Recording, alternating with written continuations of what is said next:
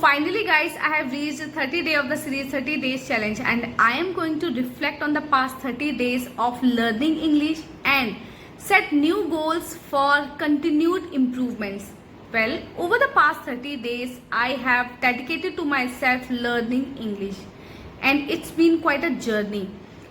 Initially, at the first, it was quite challenging for me, but I set small goals and practiced listening, writing, reading on the daily basis. Despite facing adversities and difficulties with new words and grammar, I persisted with online help and regular practice, and now I have seen improvements in my language skills such as better communication, understanding and expressions. Moving forward, I aim to expand my vocabulary and improve my pronunciation, engage more with the native speaker. I am proud of my progress and look forward to further growth in the future.